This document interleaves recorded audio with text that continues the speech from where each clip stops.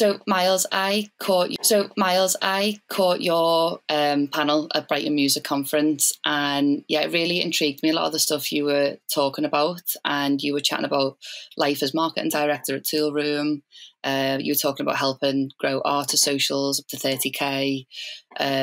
And also talking about things like how artists position themselves. You mentioned things like brand DNA exercises, and you were also talking through some of your favourite marketing campaigns. And I just thought your approach to marketing and brand and social was something I wanted to dig deeper on. So I had to get you on Business Keeps on Dancing. So yeah, thank you for joining us on this thank episode. You very much. I'm a fan of the podcast, and I really love what you're doing. So I was very, very happy to be asked. Oh, brilliant. Thank you very much. So let's go from the top then. You know, you work for such an iconic brand as Toolroom, and I'm interested to see where that journey started and how you landed such a big gig. And then, you know, maybe rewinding to when you first got into the music industry. Was there a first big break that you had? Did you have a plan? Was it a happy accident? How did it all happen? Yeah, so it really was a happy accident. I mean, I had zero inclination that I'd end up working in the music industry. I didn't even think it would be an option for me. I had quite a traditional educational background. I went to a boys' school. I was quite academic, and I basically was given the advice of just get into a red brick university, study something solid in their eyes, and you know, Barclays will come calling. And they didn't, sadly, but there you go. But yeah, so I studied politics at Bristol Uni, and it was funny. I graduated from that, and after I left uni, I didn't really have a concrete plan. And I was listening to your chat with Kate Osler on your podcast, and you know, she said it's quite a scary time actually when you graduate, and I completely agree. It was for me anyway, because I didn't have a path. I started off, my first thing I got was a sort of temporary job with a Labour MP, and I was doing some kind of speech writing and policy work for him. I remember the first, you know, I thought it would be writing about human rights and foreign policy, and the first speech I got to write was about like traffic calming measures in Nottinghamshire. So it wasn't quite what I had in mind. So basically, to rewind a bit, I really found house music when I was at university. I went to Bristol.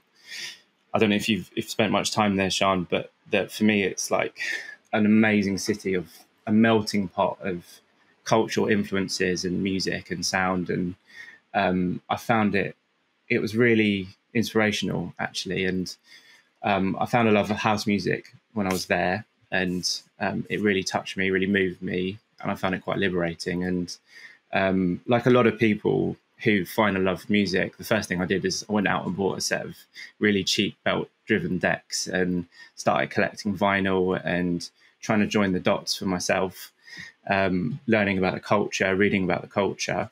But I never thought it would really lead to anything professional. But in a really weird way, it did. And I have the most ridiculous story about how I got into dance music. So I'll tell you how it went. So as I said, I'd left uni, moved back home to Maidstone with my parents, was basically just looking for records all the time. And I became a bit obsessed with this one record by someone called Mark Knight. And it was called the Filthy House EP on a label called Toolroom Records. And I spent so long trying to find this one record, and this was before Discogs or before it was kind of a lot easier to hunt records. And eventually I came across this like holding website for Toolroom Records, and it said, for more information, contact us at info@toolroomrecords.com. So I sent them an email saying, you know, hi, I'm obsessed with this record. How can I buy it? Please just let me buy it.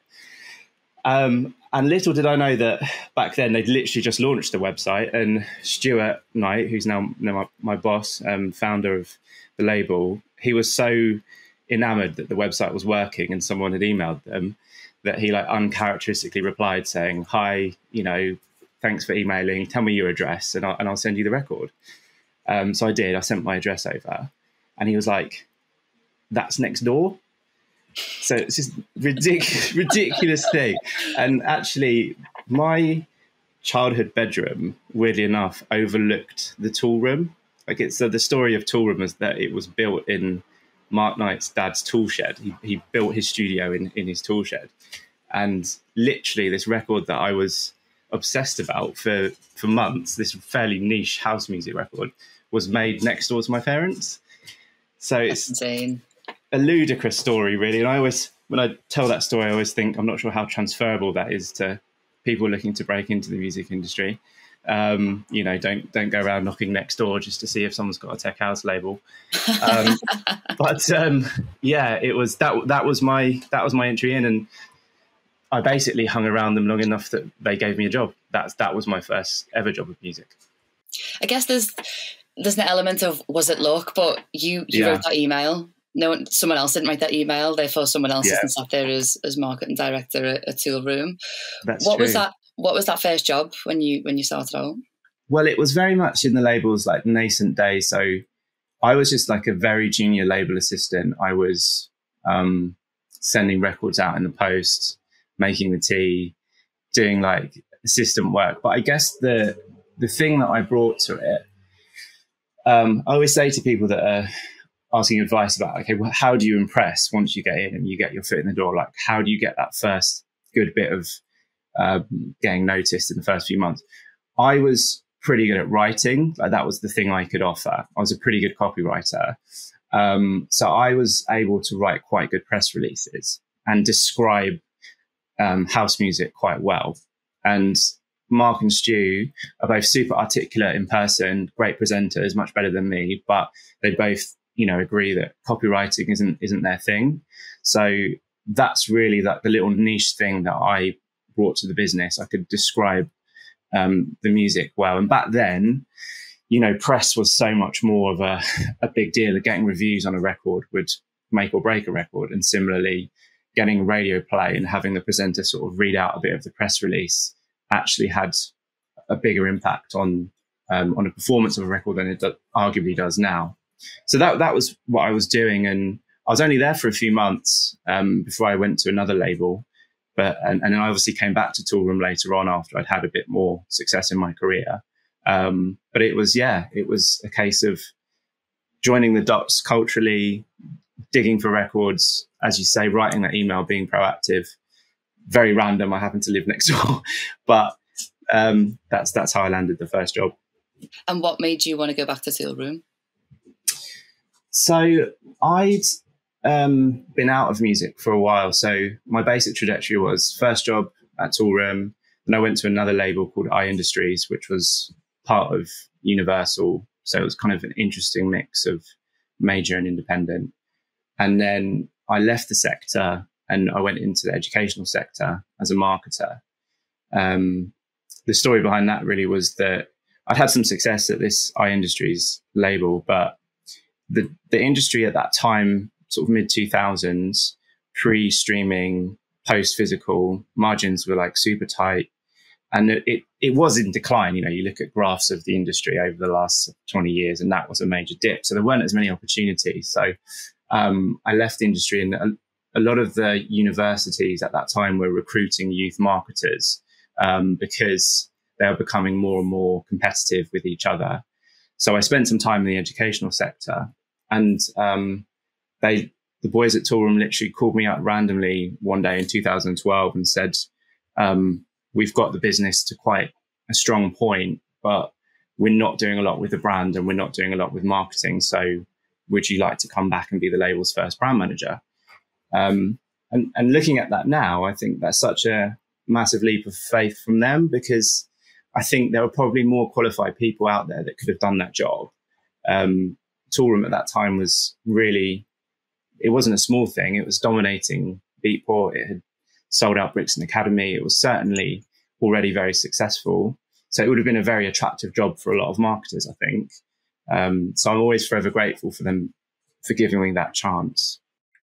And was there anyone that particularly took you under their wing, almost mentored you without maybe even realising it in the early days? At Toolroom?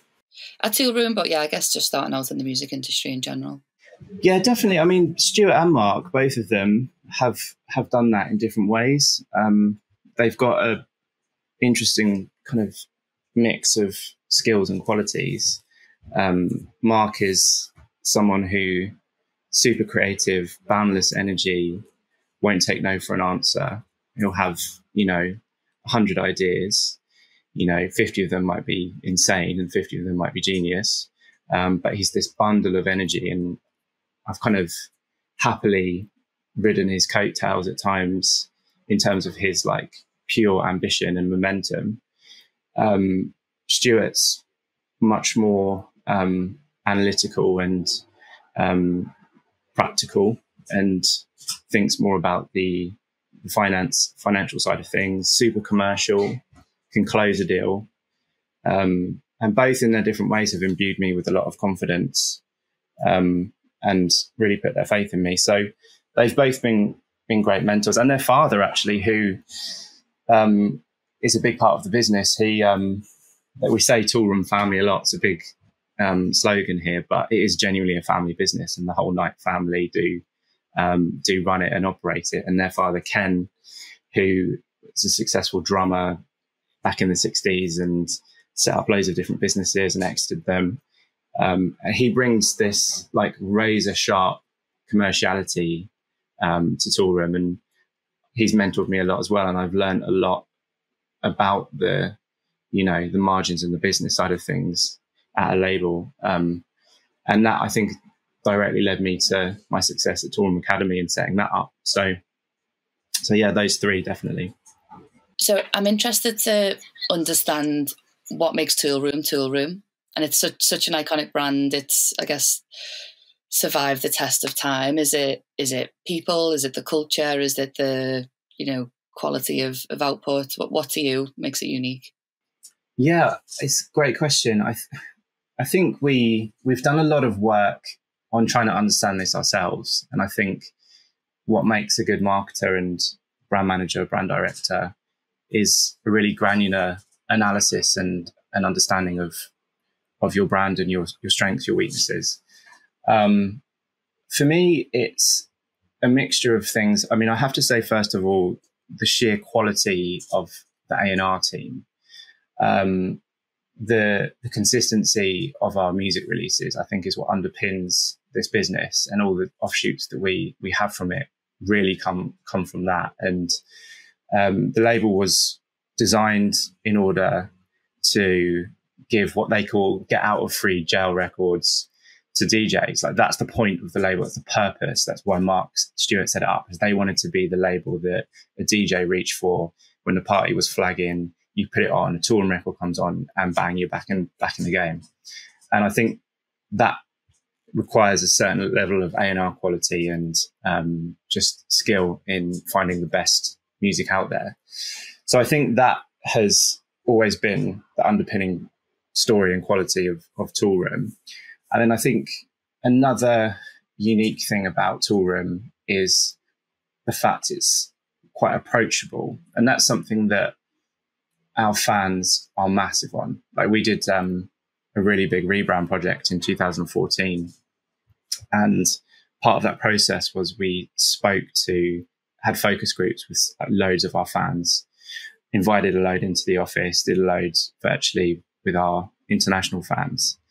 And I went through this process of just asking our fans what they felt about us, what feelings came up when I said Toolroom. And I remember I had different coloured Post-it notes, and when anyone said something of a similar type of thing, I'd write it on a particular colour, and at the end I'd put it all up on a board, and you'd see a kind of colour heat map of certain qualities.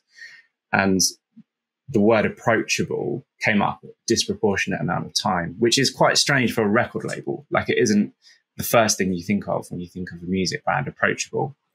And I think that sort of down to earth, almost regional, friendly, family thing is what really attracts people and pulls people into the brand. And so we've done a lot of work around that. And I think that's something that has kept our fans and our audience so loyal to us, the fact they feel connected. So that, and I think that the music quality are the things that really underpin the Toolroom brand?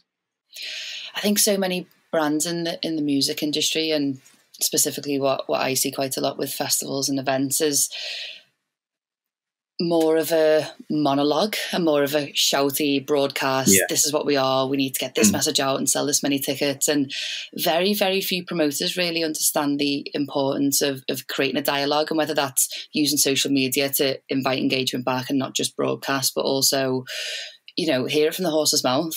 You can't just, you know, I see a lot of decisions made on assumptions, hunch, and, you know, people will come to us and say, we need to sell more tickets. What's the hacks? What's the shortcuts? Yeah. Often the best thing to do is just speak to your audience, see what they're, especially with the climate at the minute. You know, we know cost of living's gone up.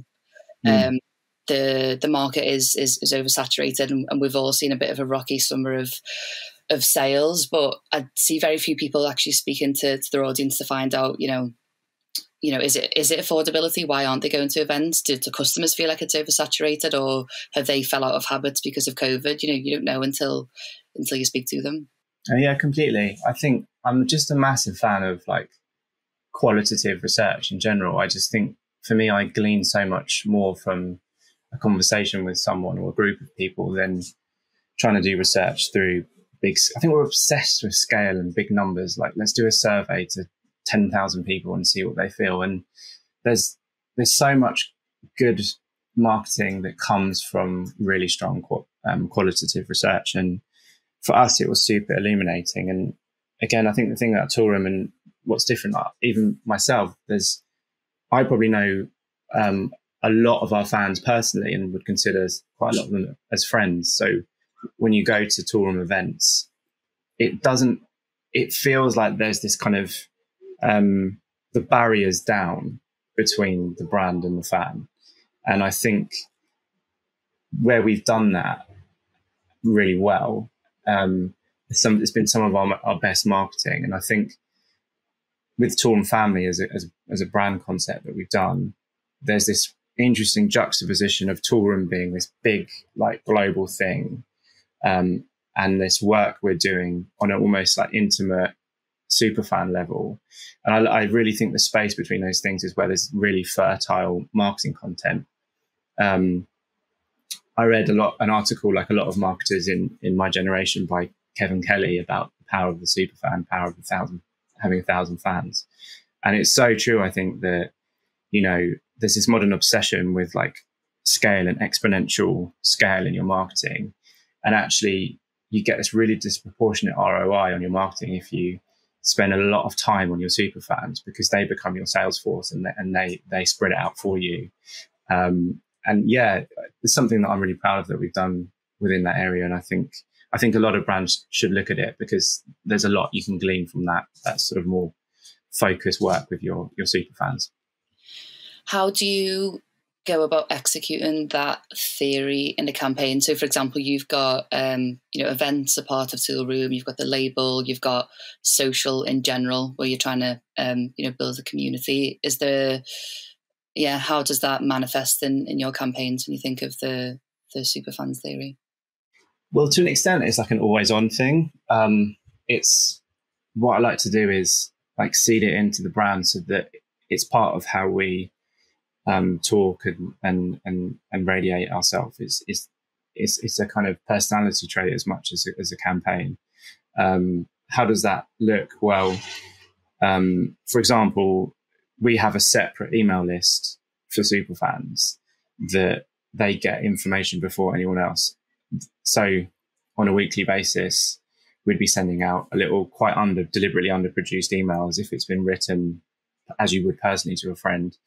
And they'll get records before even our top tier DJs do. So we're kind of trusting them with SoundCloud links of records that haven't even been promoted yet. What I really like in marketing is when you've got a concept and you actually live it, and you live it and breathe it. You don't just have a slogan. Do you remember Innocent Smoothies? I mean, obviously they're really big now, and I always loved what they did with marketing because they had their own real specific tone of voice and personality on their bottles. They were genius. And I remember they had this like thing on their bottle saying, "Oh, do you want fancier chat? Call us on blah, blah, blah." And if you called that number, you would literally get through to someone and you could have a conversation with them. And it's like that thing of they're actually delivering their personality in real terms rather than just sloganeering. And that's at Toolroom what we try and do. So we have a separate email list. We have separate ticket links for superfans. We're pretty relaxed on things like VIP for superfans at events. And we do like exclusive events as well. Like, again, they're not publicized. We don't really shout about them much afterwards, where we like have exclusive like parties and stuff. So it's a really interesting area, something that we love doing. Yeah, we've tried it before with things like WhatsApp broadcast groups. I always remember a campaign from Bicep years ago, and one of their albums was launched, and they had these really old school, I don't know what you call them, like tearaway flyers. So it just said, I remember. One biceps, and then you pulled off the number, and I imagine if you texted, then you got put into this group to hear first about the album. But it felt like proper 90s rave, burn a phone, that type of thing. Yeah, I think the good thing about that stuff as well is you get the exponential kind of amplification of it through user generated content. So like we did this thing where for our 600th radio show from Toolroom Radio, we did like a party in our local pub, and we sent out invites to our super fans, and they were like beer mats that we got designed specifically, and we had like a whole theme party of it being like a kind of lock-in. And when I look back, it was like a ridiculously disproportionate amount of effort on quite a small event, like to the point I remember I was putting up bunting in a pub with like Toolroom branding on it. What am I doing? But obviously there's only like 100 people there, which is tiny in the scale of like everything we're trying to do as a business. But you get people like sharing that stuff so passionately because it's different and it's unique. And then all the people watching, those 100 people, watch it and think, I want a piece of that. And it's, as all marketers know, like getting recommendations, word of mouth is always the number one thing that you're aiming for, and is more impactful than anything in the world is word of mouth. And I think these types of activations really, really achieve that. Where do you sit with things like, I've seen it being phrased as dark social, which is the idea of maybe WhatsApp groups or Telegram, Discord. Then I guess you've got the idea of NFTs and collectibles. Where do you sit with the kind of future of community building and how it seems to be going through the kind of next evolution past beyond just social media? It's super exciting, I think. I think that it's a natural reaction to big tech and how hard they make it for us. We've built these massive communities, and then it becomes harder and harder to reach them through organic content. And I think, people are getting served with so many ads, and they want to just go somewhere else and communicate there. And so I'm for it. And I think in all honesty, like I sometimes think it's quite hard to catch up. And I sometimes think I'm outside of the age bracket of truly understanding it. And that's where I try and lean a lot more on my colleagues who are super passionate about it. I know within the academy, which I imagine we'll talk about later, we have like loads of Reddit groups and Discord groups, and it's happening without us. And I find that quite exciting as well, because we've not tried to deliberately make activity happen, but our community are forming groups themselves. And I almost don't want to get in the way of that, because it feels like it's a natural private space where they're talking about us, and I'm kind of happy with that. And then in terms of like, NFTs and everything like that, I guess sometimes I think am I a little bit behind in this space? Are we the type of brand that naturally seems to operate and pivot into that world? I think like a lot of brands, like we're a bit unsure. We're a bit unsure as to what the value add is and what we can do. I've seen Dirty Bird do some really cool stuff with NFTs, and because of their nature of their artwork and where they're based over in the West Coast, it kind of feels like a natural fit for them. Whereas for us, when you talk about our brand values of being, independent and being all about the music and being like all about family and community, how we navigate into that new world of audience and marketing is, I'm not sure we've quite figured that out yet, but that's the joy and challenge of this job and this industry, isn't it? It's that constant evolution and figuring out what to do. So just to flip back to your journey then, for when you came in back to Toolroom, brand manager, you're now marketing director. That is a pretty big leap. What did that process look like, and how did you land the role that you're in now? Yeah, so I think in my 20s, I rejoined Toolroom when I was just turned 30. And I think in my 20s, I personally felt like I hadn't hit my potential.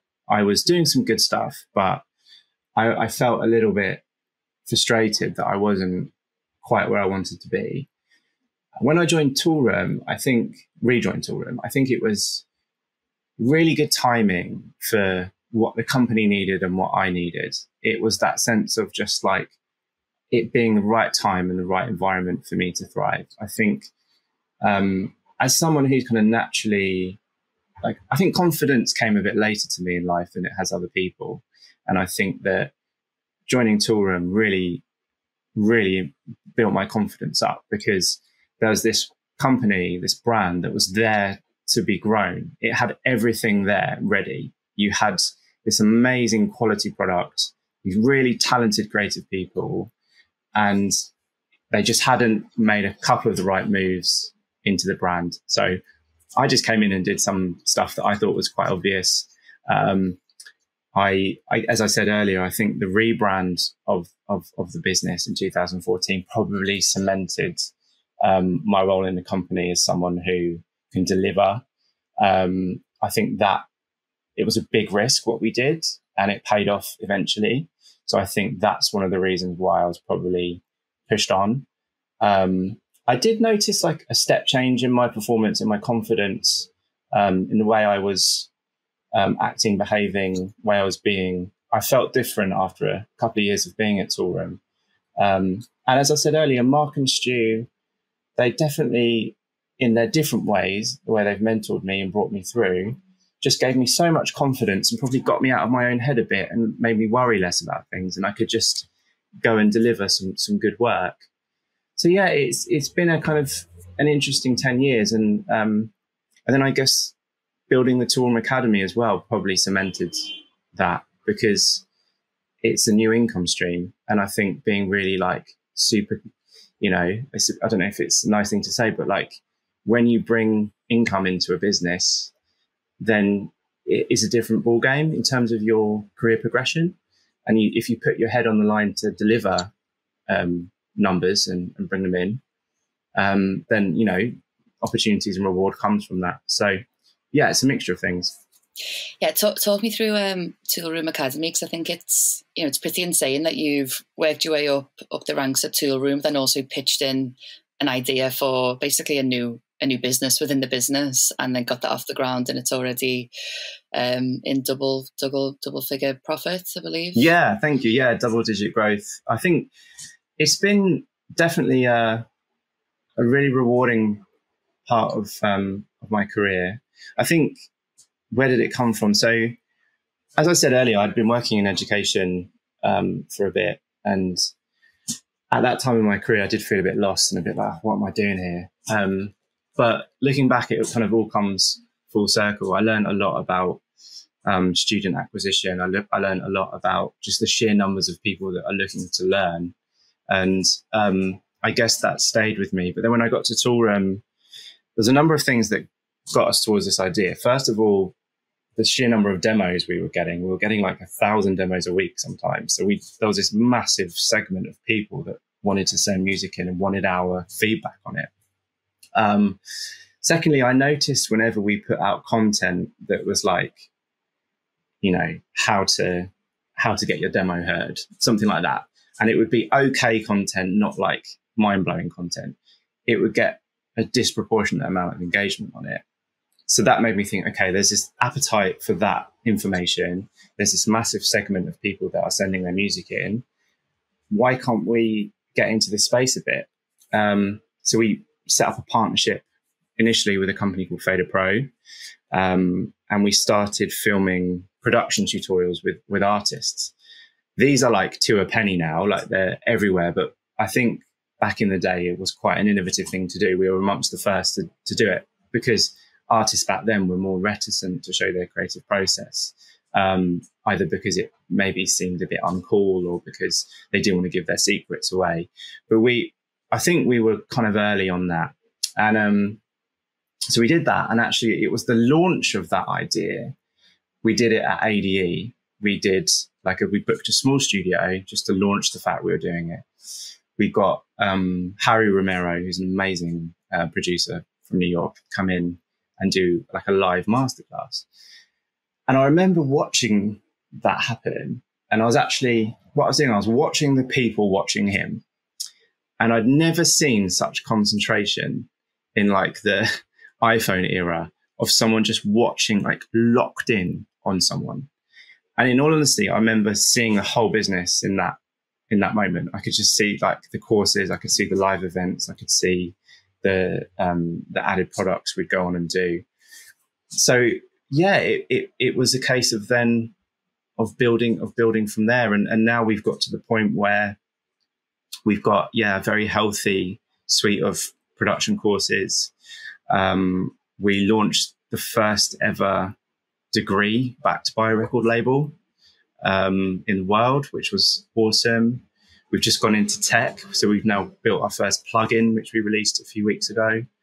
And we've done conferences all over the world where we're breaking down that barrier between the artist and the label. And again, it feeds back into that Toolroom family thing. It feeds back into what Toolroom is, because ultimately, as I said earlier, we're all about amazing music and attention to detail. And we're all about being approachable and friendly and welcoming. So it feels like a natural extension of us at our best. And how did you deal with the early stages of you've got, the idea of a cold start problem.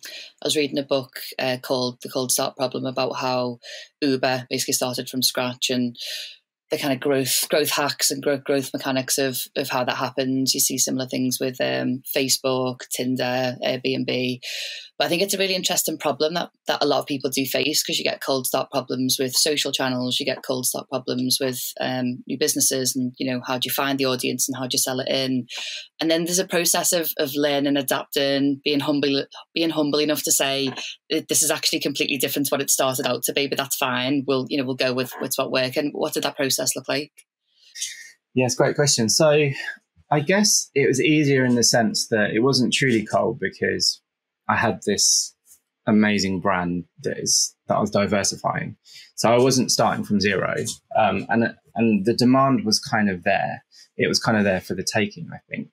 But there were certainly a load of challenges along the way. Like, I think convincing, I'm sure he won't mind me saying this, convincing Mark that it was the right thing for us was a challenge, because he'd painstakingly built the reputation of Toolroom, and he didn't, education isn't the first thing you think of when you think of like cool and edgy and all these things you essentially want an independent brand to be. So there was a lot of learning along the way in terms of how we presented these educational products so that it wouldn't water down the core message of Toolroom, and still make it feel like cool and edgy and relevant, and not too dry and stale and stuffy, which is what education can be when marketed poorly. So learning how to do that and getting artists involved were really difficult initially. And then the other thing that was a massive learning curve for me in the business was to do with, you're playing with people's like dreams essentially, and their hopes and their expectations. Someone might have this ultimate ambition to be a DJ or producer, and you're basically selling a product that might help them. And I think you've got to be really careful with not over-promising things, because it can be quite easy to create ads that are super hypey and over-promise and under-deliver. So getting that right and making sure that we weren't overselling. And also, once our students had gone through the courses, I didn't want them to feel abandoned. And that's something that I've worked on really hard recently with like our alumni community. So we got some feedback about students who'd been through our courses that sort of had this amazing experience, this whirlwind 3 months, and then it was all over. And they're like, well, now what? And actually that can have quite disastrous impacts for the brand in terms of people, you know, being unhappy with their experience or just feeling a bit let down. So we do a load of work around our students once they've finished our courses to keep them learning and keep them engaged, and just keep helping them. So that's a massive thing. And then one more thing I learned to do with diversity, which was really interesting, was we put on these events where we would do like a kind of like a conference type of thing, educational conference in different cities around the world. And we actually launched it at BMC, where you and I met several years ago. And we got some feedback from some female producers that attended. And they were like, I just felt a bit intimidated because it was basically like all men and then just me here as a female. So we've done a lot of work around encouraging more of a gender balance in our programs, and making sure that we have really good representation across everything. And also we set up an initiative called We Are Listening, which is a platform where we encourage more female identifying producers to make house music and grow their careers. So that was a big learning curve too, and something that I'm super proud of being involved in. Is it mostly, with the Academy, is it mostly kind of music production, or do you do anything with the students in terms of marketing and positioning yourself as an artist? Yeah, within the production courses, I teach some marketing. We don't have a specific course yet on that. Might be one in the works. But yeah, we focus mostly on production. And then we have a flagship program, our production certificate, where I do some teaching on how artists launch their socials, and I talk a lot about brand DNA within that. Yeah, that was something I took away from Brighton Music Conference, because you were talking about Vice, one of the artists, not necessarily on Toolroom Academy, but one of the artists you were looking after as part of Toolroom. And you spoke about that process about sitting down, and even if it was something as simple as just working out 3 things that you really like. You know, people often think brand and brand DNA is going to be this really deep, complex process, but it can be as simple as just figure out 3 things that you like, and they'll be the 3 things that you can structure your social and your brand about. Definitely. Yeah, I use Vice as like a case study where I teach about social media and building your brand. And I use Vice because he's someone who doesn't particularly like doing social media. His happy place is just being in the studio and then being with family. That's what makes him happy. And actually, he's not super keen on making content. And yet we still, you know, grew him from 0 to over 30K now. And we started from scratch, you know, and he's a huge artist now, signed to Island, and had, you know, lots of hit records. But just like our students, he's someone who literally started on zero. I remember, you know, Pete Griffiths, who's worked with me on the Academy and actually launched the Vice project. We were literally going around the office asking people to follow his pages, because we started from 0, and it literally was, can you please follow this? And it's a good example of starting from 0. And what we did with him is a brand DNA exercise, which is a super simple thing that you can do. As you said, you're in a brand DNA exercise, you're just listing interests and hobbies that you might have. So for Vice, if I was to go through them, it would be, you know, massive fan of classic Chicago house music. I'd say he's a massive fan of science fiction, like weird collectible toys and like Batman figures. I'd say he's someone with a really like off-kilter sense of humor.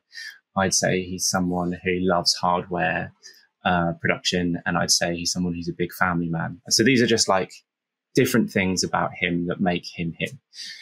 And then what we did with that is figure out little bits of content that we could then use. So for example, I said he was a massive fan of Chicago House. Like what we'd do is we'd look online for old acid house news reports, or we'd take pictures of his vinyl collection of like classic Chicago records. And that would be a really valid post that you could do that sort of starts telling the story of him. Equally, you know, I said about the Batman thing. And like once we'd established that he was into that, we'd go on sites like Tumblr and Pinterest and put in search terms like Batman vinyl or Batman house music. And you get this really cool, interesting imagery. So the point is, once you intertwine that kind of content with your more meat and potatoes, this is me in the studio, this is me at a gig, that to me is what an artist's social media page looks like. It's got little things for people to latch onto that create that identity, without it being super difficult and without it feeling forced. So yeah, it's just a little thing we teach that, as you say, makes it seem a hell of a lot easier than people sort of make it out to be.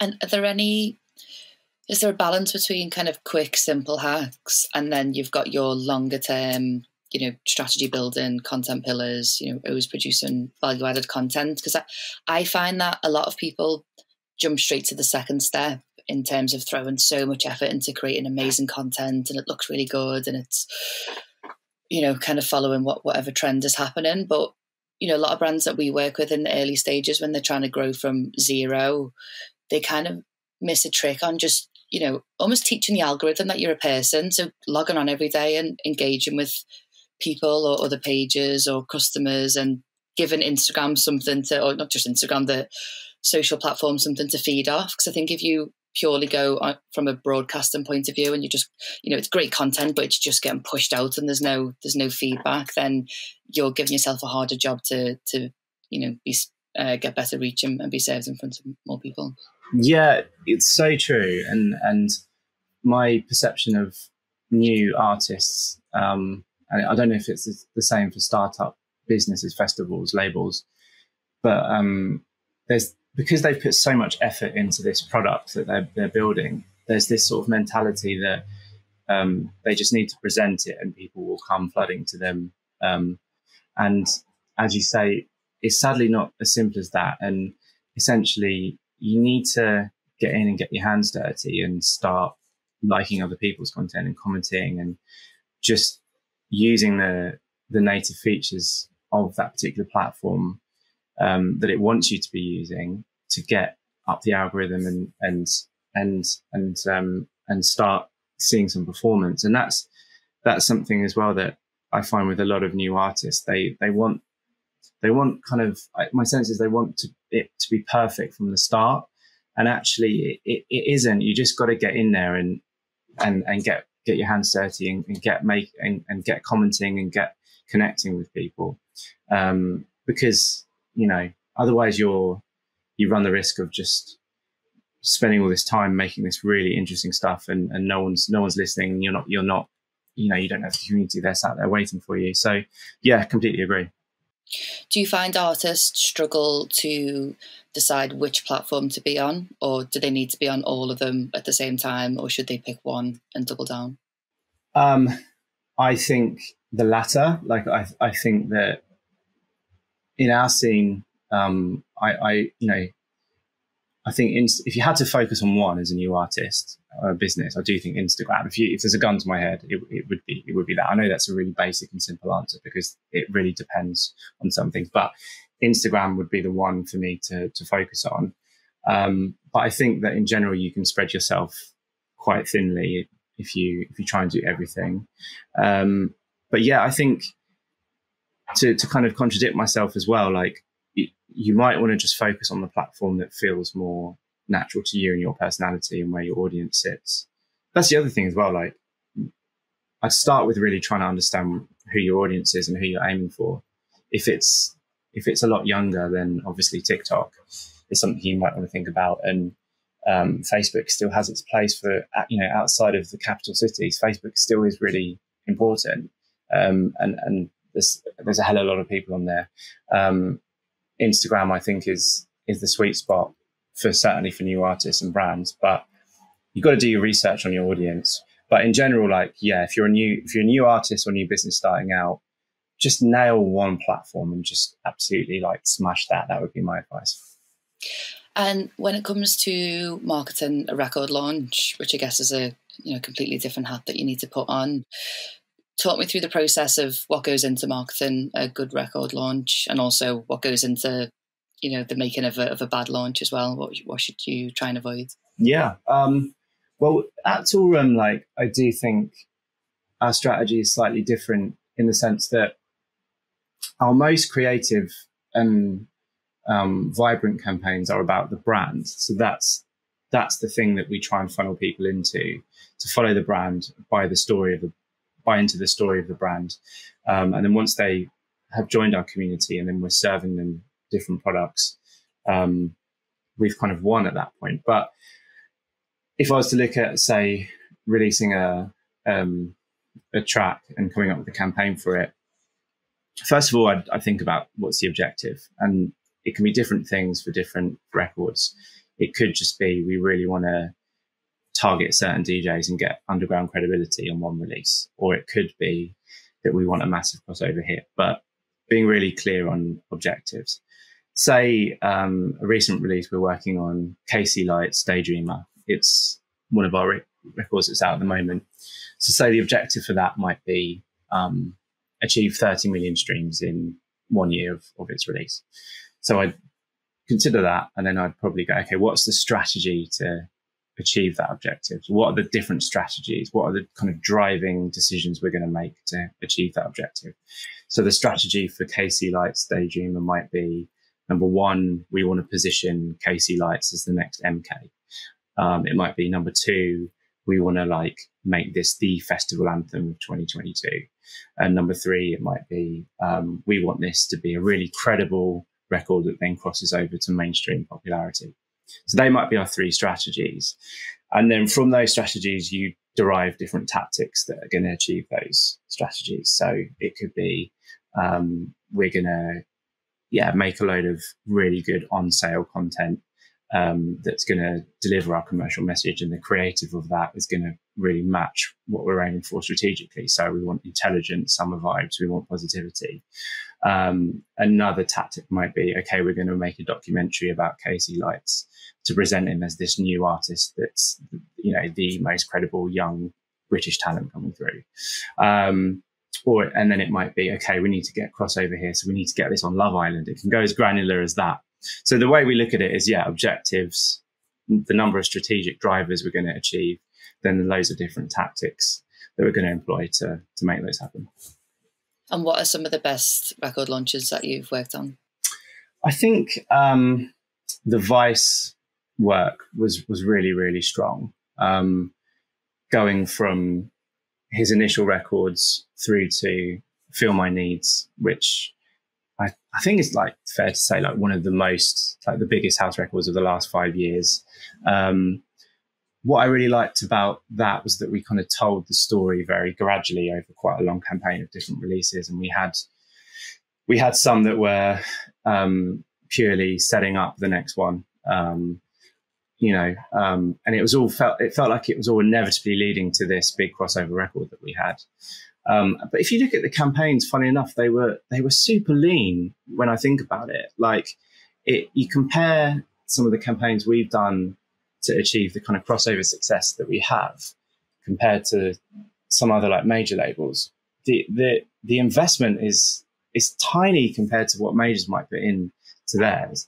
And I think that again comes back to the fact we've built this community at Toolroom that means that it's so much easier for us to hit the market because we've got this super engaged audience that's there, that's ready for us to release music. So Vice, I'd say, was a great example of what an independent label like Toolroom can achieve. Yeah, Simon Dunmore spoke about this when we caught up with him, and we were trying to understand the idea of the 360 model that they've built. And he was quite honest in saying they've got the events there to book the DJs, play the tracks, and they've got the huge social channels to promote the tracks that the DJs are playing, and then the social channels will drive the record sales. And they've kind of nailed that formula in terms of all of the different arms of the business. But I imagine it's the same with Toolroom, when you've got the events, you've got huge socials, and then you've got the records coming out. Does that follow a similar life cycle? Yeah, definitely. It's a business that has lots of kind of complementary avenues and angles. I'd say that, certainly the label for us is the driver of everything, and then I think a lot of the activations come from that, like the academy, and yeah, I'd say that's definitely the case. The thing with Toolroom, we've got a number of different businesses within the business. So we have a label services company. We run quite a lot of other people's record labels as well. We have a publishing arm, management arm, and of course the events that we run globally. So I think that's one of the joys of being at Toolroom, is like it's sort of sat off in its own world in Maidstone, but it is this kind of powerful machine of different businesses that all interconnect and help each other. And is there anything that you would avoid with a record launch, or have you thought of, not necessarily a campaign that you've run, but launches that haven't gone so well, and what the reasons for that are? We do.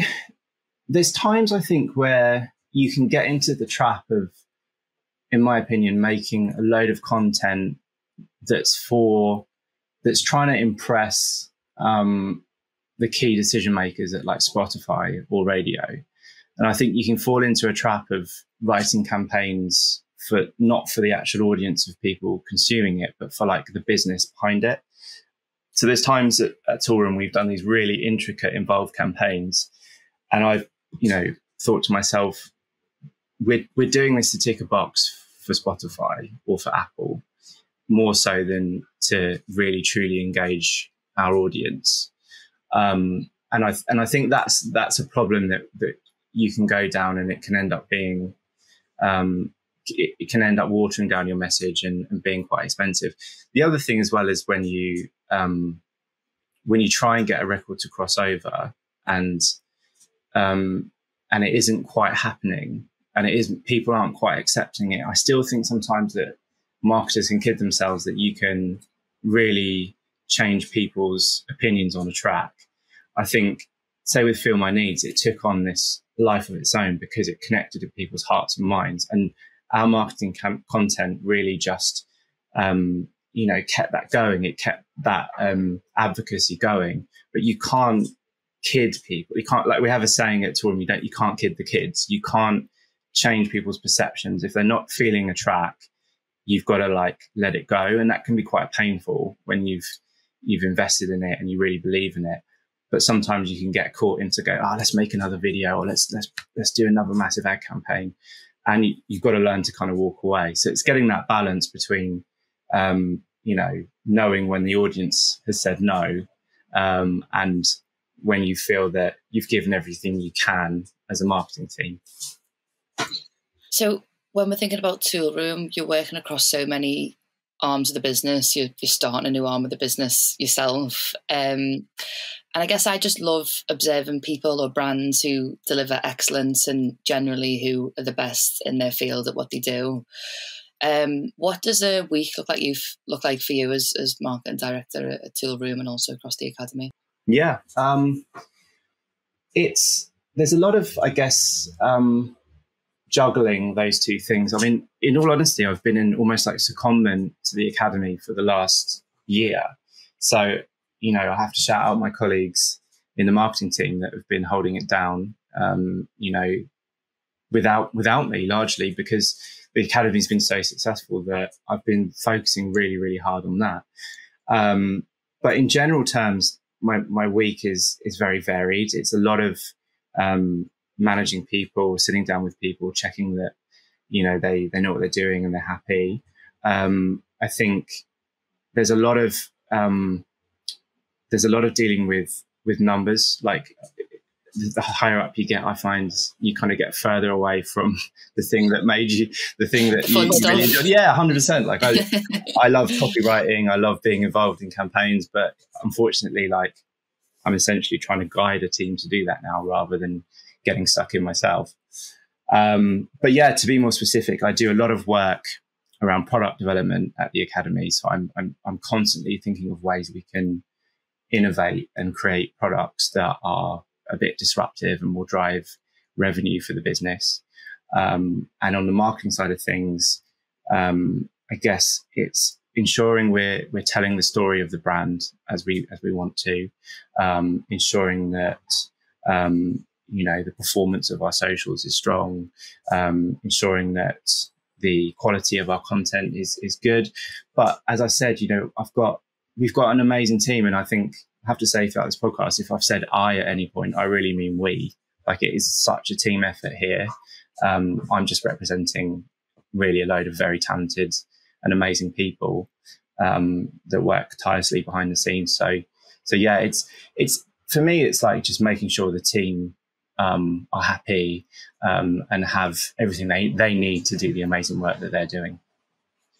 And when we mentioned at the start, Toolroom is Toolroom for a reason, and it's got such a strong brand identity. But I think with that comes in the background, which is what loads of people don't see, is the rhythms, processes, quality control checks, which sounds relatively boring when you say it out loud. But I've worked with I've been fortunate to work with all different types of events, festivals, brands, clubs, venues. But some of the very, very best I've worked with often say no to more things than they say yes to, and they are. I don't want to use the word pressures, but I think pressures in a good way, that they, just have such a tight quality control across everything. When you're, working on campaigns and training the team and getting people to kind of deliver things to that level of excellence, do you have anything in place to achieve that? Yeah, I mean, we have brand guidelines. I think that initially when we rebranded, I was a lot more granular and analytical about being really specific on quality assurance. But in general, because of our creative is very typographic driven, that's our style, we're very, very tight on, our typography, tracking, kerning, all those things that keep things consistent on a typographic level. So we have like brand guidelines in that sense, and our designers really experienced at ensuring that's the case. Outside of that, we have like systems where we have we have a content schedule, we have an approval process. But in general, I kind of know myself, my strengths and weaknesses, and I know I'm not actually a great detail person. I think to be a really good brand director, you do need a bit of that, and oftentimes you get people that are either really, really good at strategy, and then those that are really analytical, good at detail. And being totally honest, like, I've never been like super strong on detail, but I make sure I surround myself with people who have that hyper focus and attention to detail. So it's getting that balance in the team. We used to have like a double tick procedure on anything, whereas now I feel so confident in my team that they know what feels Toolroom and on brand and what doesn't. And yes, that's some of that is to do with like the technicality of kerning, and some of it is to do with understanding our brand values and our qualities and what feels right. And there's occasions where we might get it wrong and we have a conversation and talk about it. But the key thing is you've imbued your team with that ability to understand what feels Toolroom and what doesn't. And I, when I was younger, I really hated it when people were like breathing over my neck going, "Oh, is that exactly right?" I'd actually rather take a couple of mistakes in the short term for someone to instead feel empowered and free to go and be creative and do their job. I think that's so much more important, and allowing them to just go for it and make your mistake, but actually develop and grow through confidence of being allowed to do things themselves. So that's my mindset on that, which probably isn't the right answer as a brand director, but like that's how I feel. But as I said, the team's so amazing, I don't really have to step in too much.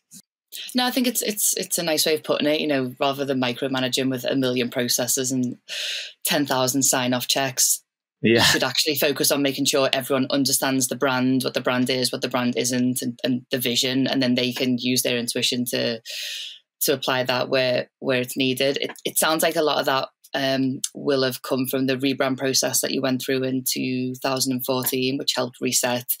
I'm really intrigued to know what you would say is a Toolroom idea and what isn't. Like, what would be what would pass that check? What isn't. I think going back to like our values, like being like quality, independent, approachable. They're like my three favorite words about Toolroom. And if we put out a piece of content that feels that it isn't any of those things, it isn't at least one of those things, I'm not feeling it. I'm trying to think of a specific example where something isn't Toolroom. But yeah, I mean, I think the thing is like we're on this constant journey of like checking ourselves, because we went through a phase where we were pushing Toolroom family a lot. And then sometimes we were going, is this just a bit too friendly? Is this a bit insipid? Do we need to have a bit more edge?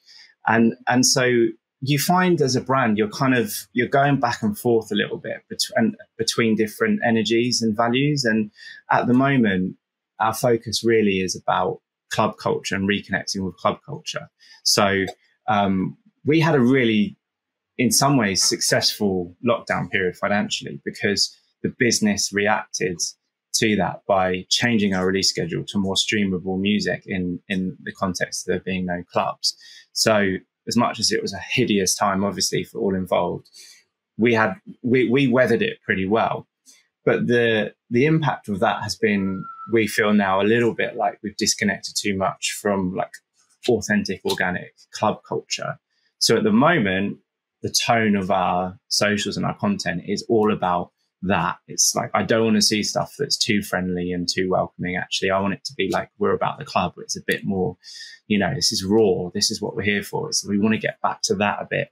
So it's a really interesting thing. It's an evolving thing, getting that mix of content right and your personality across. And it's about timing and what's right for the wider business.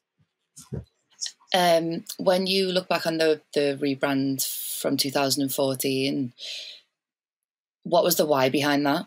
Because I agree. I think you can never see brand as a stagnant force. It's something you need to constantly, reevaluate and evolve over time. But what was the reason for such a big reset in 2014?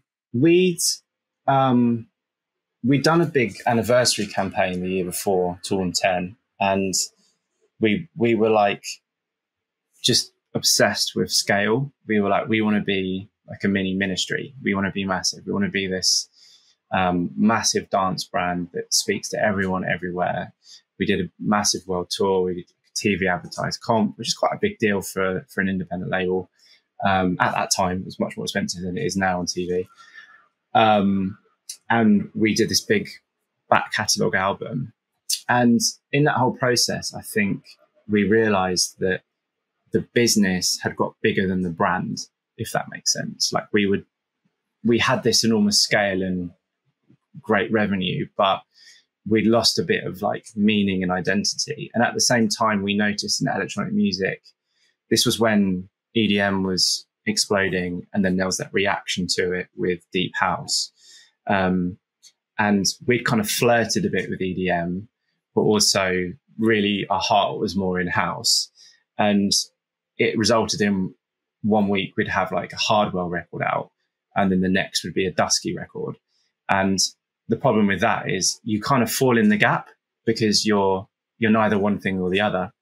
So I felt like my reading of it was great for money and like we were smashing it, but I could see that we were losing identity and meaning, and we were going to have to make a choice because the scene was polarizing.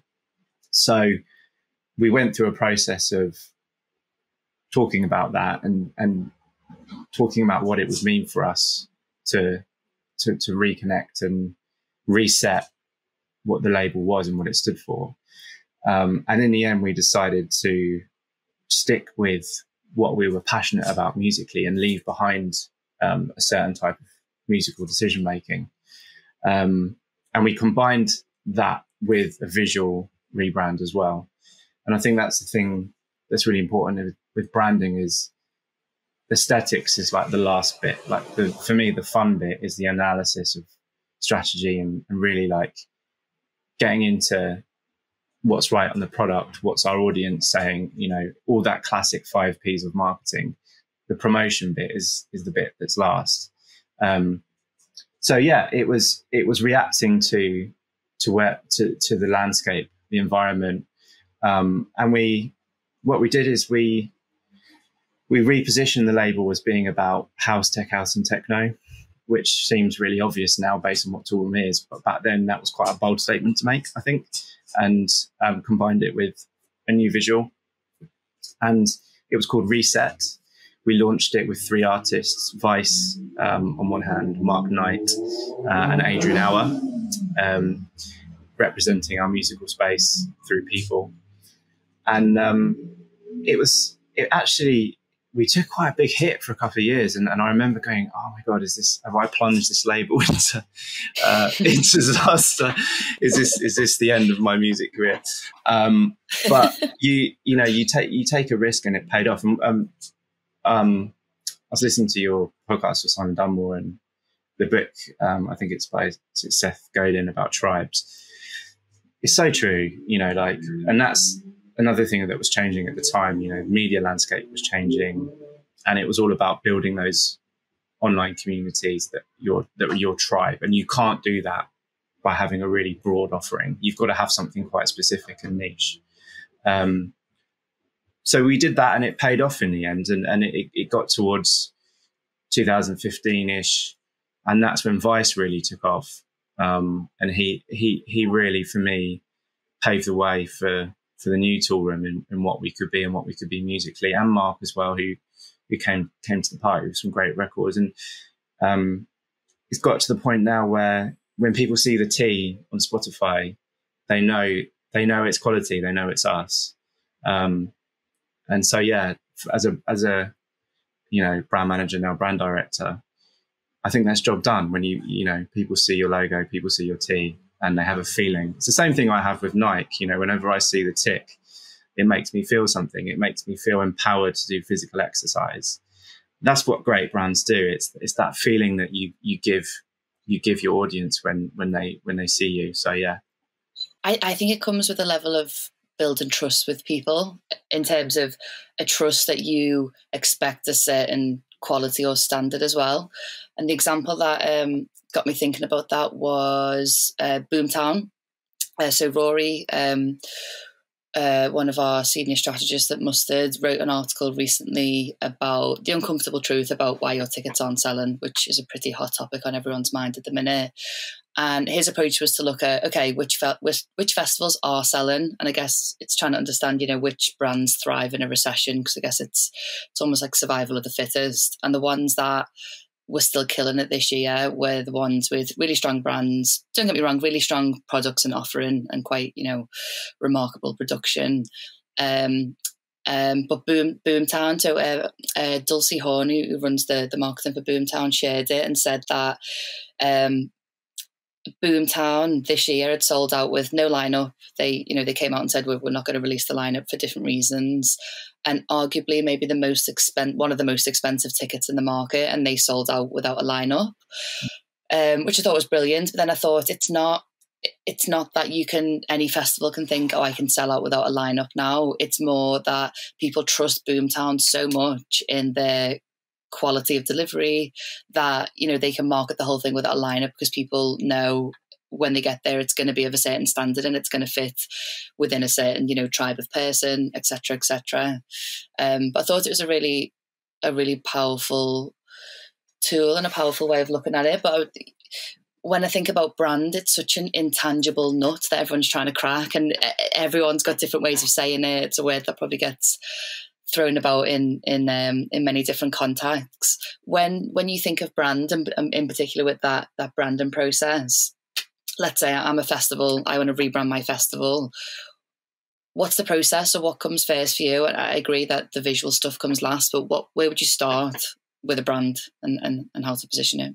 I always, it's always going to be for me. What I want to get to is differentiation. That's really the key word for me. And how you get to that is by understanding your audience and how they feel about you, understanding your competitive environment, and then your key strength as a business. And if you can make all those things coalesce, then you can get differentiation.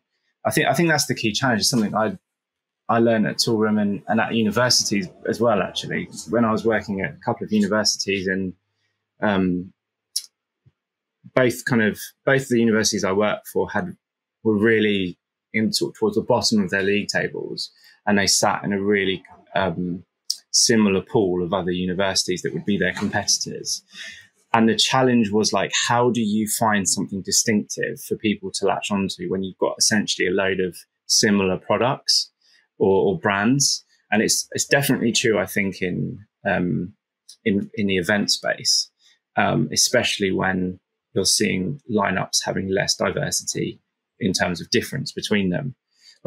And it's also true of labels that essentially are putting out, we could analyze it to the cows come home, but essentially it's the same thing. Like you're putting out house music or techno or whatever.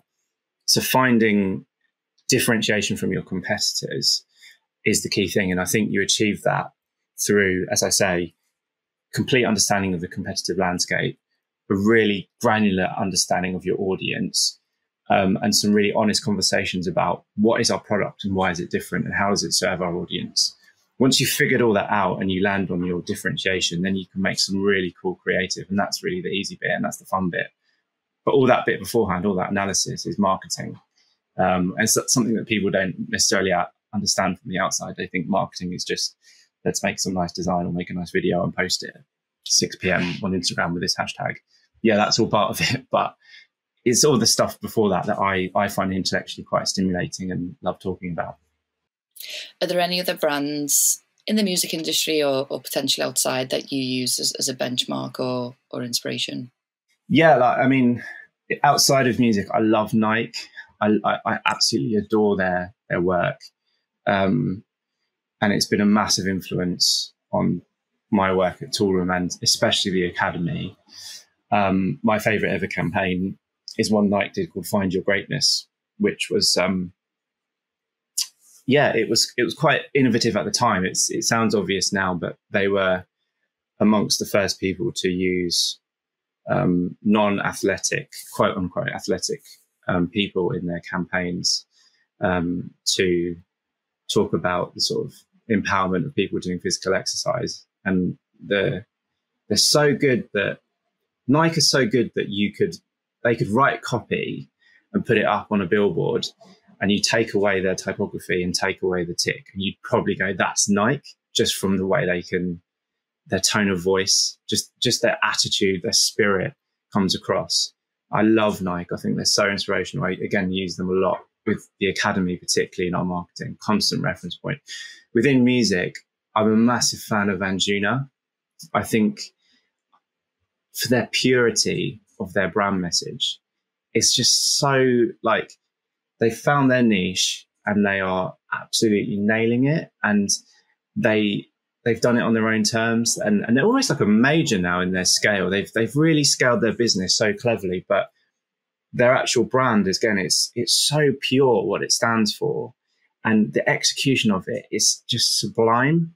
So I absolutely love Anjuna. And then going back into the past a bit, I always loved Ministry and Cream back in the day, like the late 90s, like early 2000s, when you had that enormous commercial scale that these festivals and compilation CDs were selling 1 million.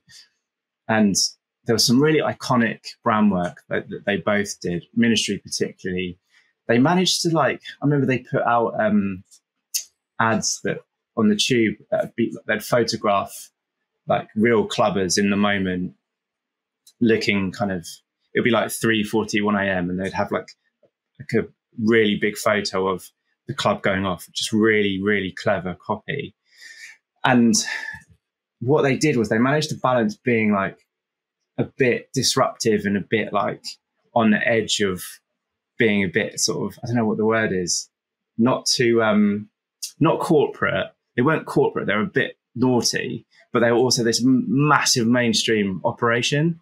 And I always loved how they balanced that on a marketing level, like being a little bit, subversive is the word I'm looking for, but also super commercial. That takes such skill to do that. So yeah, they're iconic to me, Ministry from the 90s and early 2000s, certainly. And actually, the guy that we got to rebrand Toolroom, Simon Moore, I have to shout him out, his agency, Baby. That's the reason I wanted to work with him on our rebrand, was because he'd done all that really iconic Ministry stuff back then. Oh, incredible. I'll have to check that out. So we've spoke about Toolroom, we've spoke about Toolroom Academy. I want to find out a bit more about you and what made your journey so successful. You know, when you look back on the first day of your career in the music industry and where you are now, what's the biggest difference? What's changed the most? Gosh, I'd say confidence, probably. Like I think that naturally I'm very much, if there's a scale of like introvert, extrovert, I'm definitely the former. I'm definitely more introvert. And I think that in my 20s, in my early career, I definitely struggled with confidence. And I used to be very frustrated with myself all the time for not like getting involved in meetings and really saying what I was thinking. And I'd never like dominate a conversation. And I think the difference now is I'm still kind of like that deep down, actually, but I've kind of learned how to fight that bit of me. You know, I've learned with now, like, if I'm in a meeting and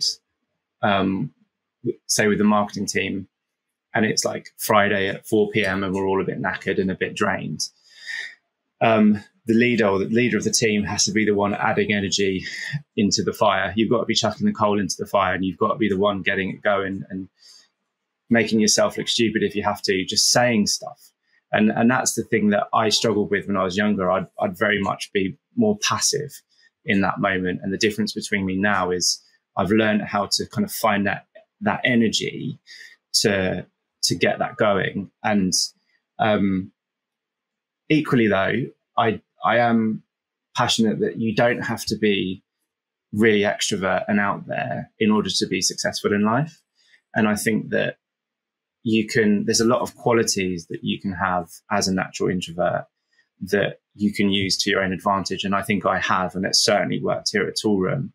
But I think that's the main difference really, is I'm more confident and more able to speak out. And that's, you know, going back to Mark and Stu and how they've mentored me and made me feel comfortable here.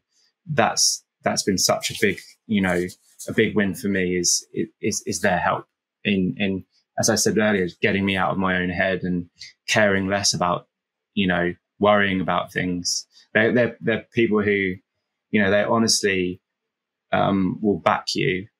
You know, that kind of blind loyalty you have with family where you're just like, so for me, if someone said my sister's murdered someone, I'll be like, no, she hasn't, you know, and they're kind of like that with their staff and with me. And that fills me with such confidence that I can go and then be me. So it's been very liberating, that for me personally. And are there any successful habits that you practice that you wish everyone would live by?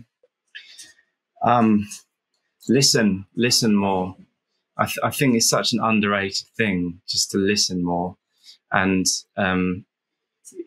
you know, that's, as I was saying earlier, one of the good things about being more naturally introverted is that you do naturally do that, and you're not always trying to dominate the conversation. You're happy to sit back and listen to people, because people surprise you. You don't underestimate people that you think might not have a great idea, because they very well might. And that's something I've learned a lot in my career is sometimes the people you won't expect to nail it and have this genius idea that actually do. They've got them sat there brimming.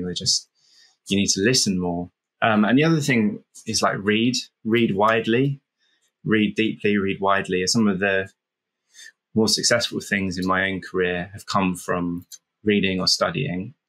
Like, as an example, that article about the superfan, if I hadn't have read that, then maybe we wouldn't have gone and done a lot of the Toolroom family stuff. For the Toolroom Academy, I took a course with Google.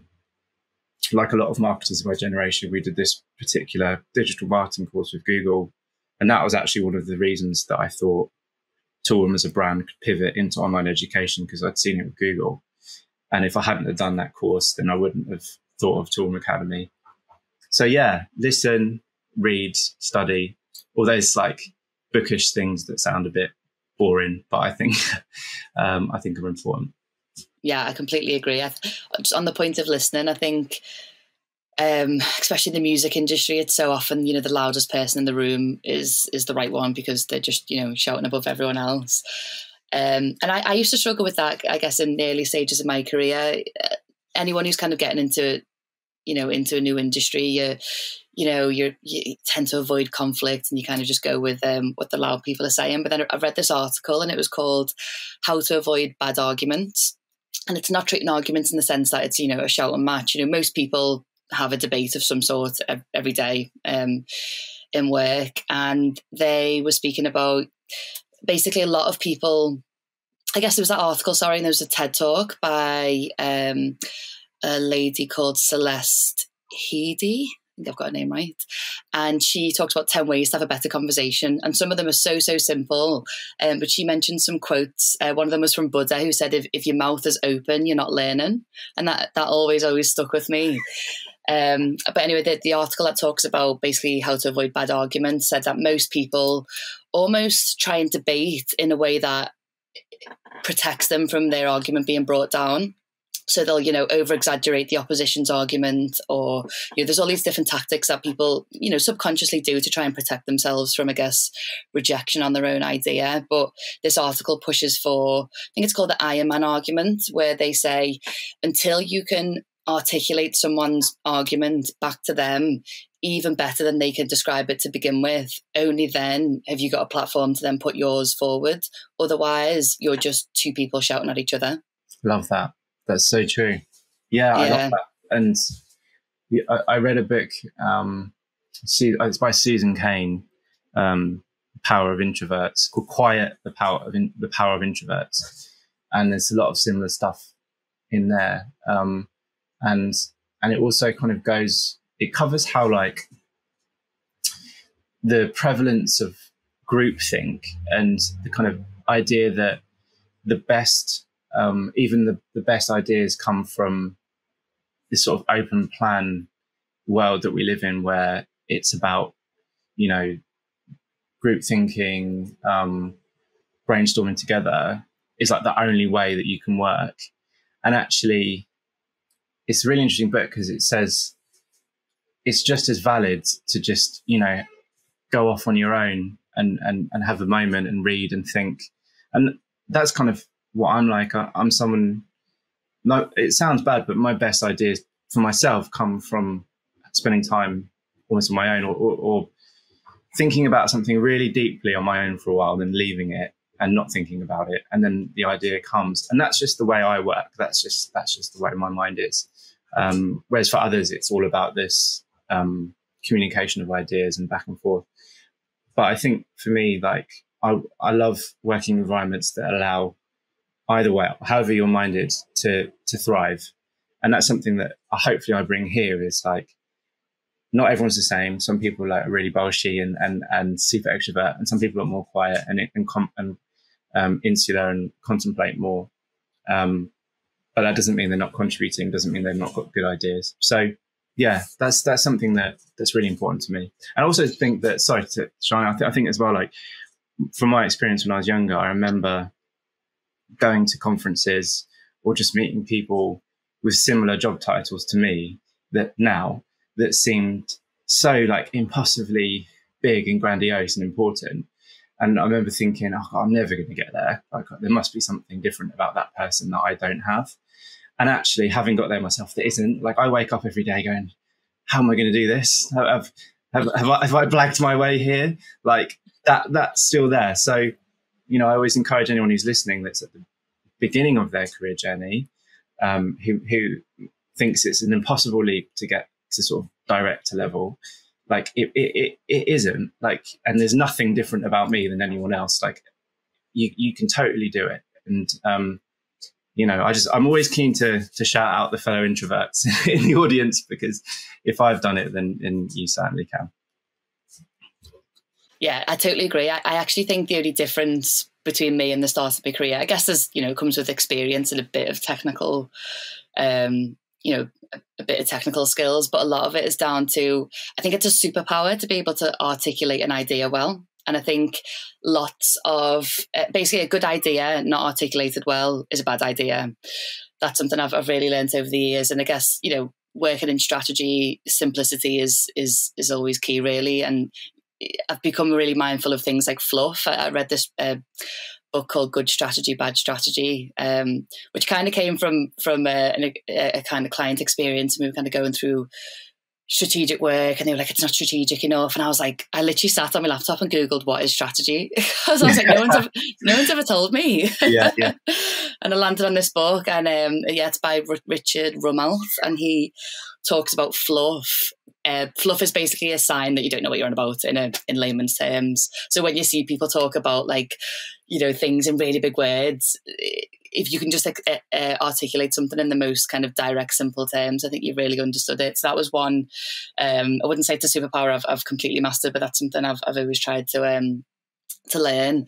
And I guess that kind of feeds into confidence and having energy behind an idea, because a lot of what I do is collaborative workshops with clients, and everyone's pitching ideas, but if you can back your idea to the hills, but also going back to the Iron Man argument of being open to feedback on it, already knowing the blind spots of that idea and being humble enough to accept that and change it. I think that's something I learned. And then I guess the third thing, which is more of a bit more relevant to internal teams and line management and stuff, is just always being solution orientated. Because I found that, as soon as you start to manage people, and then suddenly you've got people you're responsible for, and then your plate's busy with things you've got to do and managing them.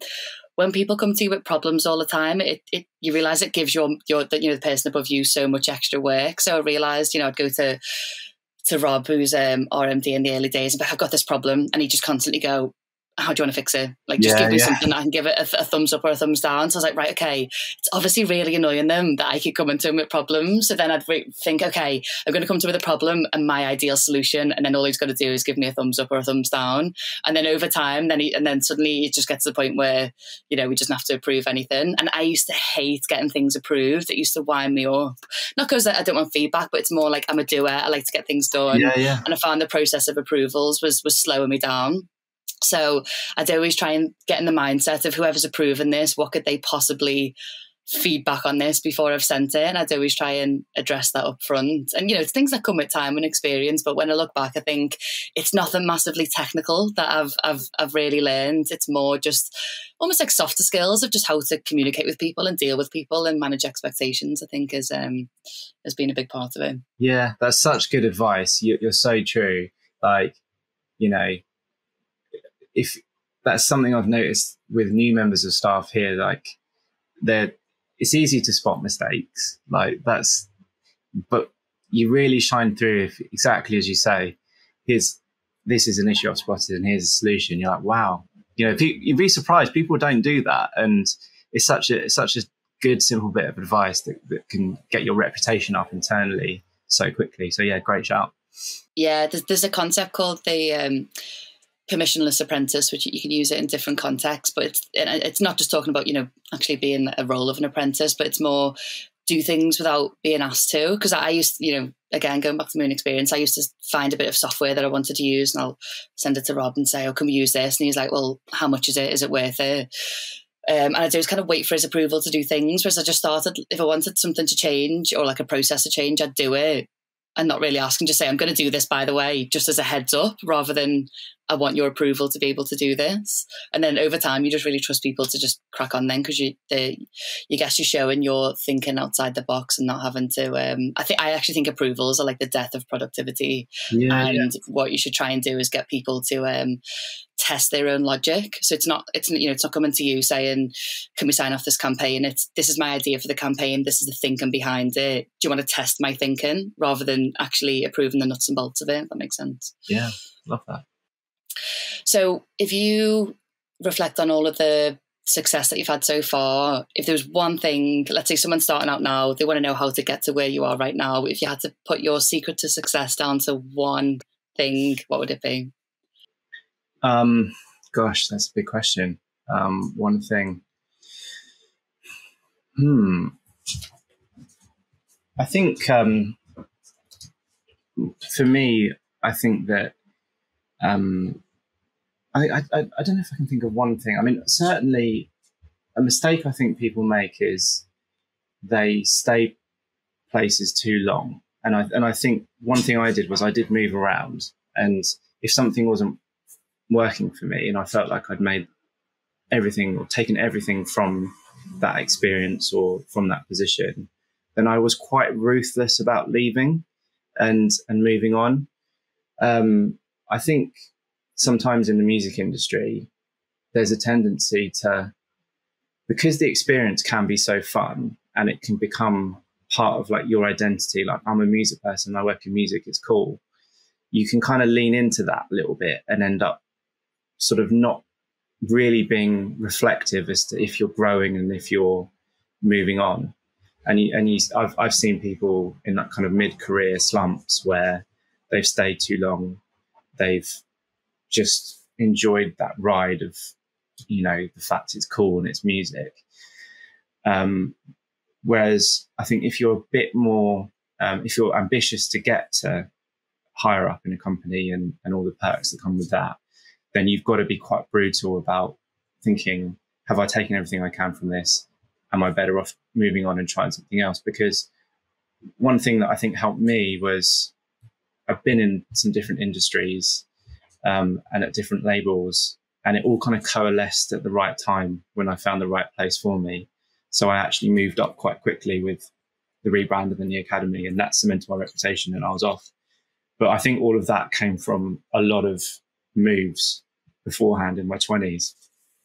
I don't think I ever was truly satisfied and just stayed somewhere.